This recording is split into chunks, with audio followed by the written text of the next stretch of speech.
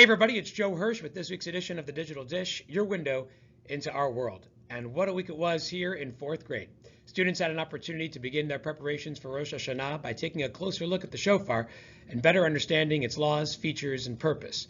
Better yet, students had an opportunity to use one of these real-time polling devices we call clickers that allow me to gather real-time information about what students know so that I can understand if students don't know something and structure subsequent learning activities around those deficits to close them quickly and to make sure that students are on the same page. They really enjoyed that. I'm sure they'll have a great time telling you all about how they use those clickers.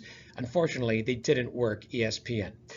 On the topic of shofar, we also had an opportunity to look at a related topic known as Eruv, and to better understand how this virtual enclosure that allows us to carry objects on Shabbat in the public domain relates to the shofar and specifically informs a very important law regarding shofar blowing on Rosh Hashanah when that day falls on Shabbat. Also related to the shofar this week, students had an opportunity to understand one of the key principles of shofar, and that is the mitzvah is not to blow it, but to hear it. By comparing the mitzvah of shofar to other mitzvot in the Torah, we had an opportunity to identify the crucial element of hearing the shofar sounds that distinguishes this mitzvah from all others.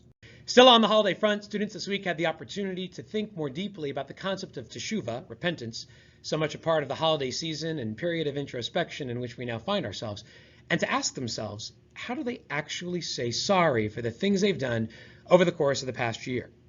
The answer is not as simple as we may think. Maimonides, Rambam, writing in the 12th century, offers a three-step formula for achieving lasting forgiveness. In part, it has to do with turning back the clock on the bad behaviors we've done, but also looking ahead at those situations that may present themselves again and thinking about how to proactively deal with those situations and avoid similar outcomes again in the future.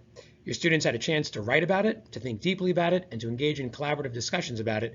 I know they'll have a great time telling you about it over the course of Shabbat and the weekend.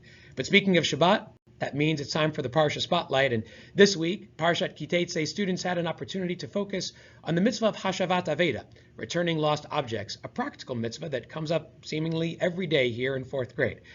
We're working on that. Students had a chance to examine some case studies and to reflect on some real-life scenarios that inform and affect the way they think about the mitzvah of returning lost objects.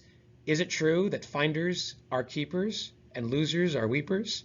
Or are there situations in which we must actually return lost objects? Hint, it may have to do with where you find the object. And hint number 2, it may relate to something we learned with the shofar and the Eruv and Shabbat.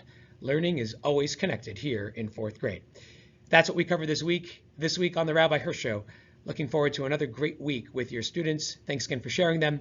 Have a wonderful Shabbat and a great weekend.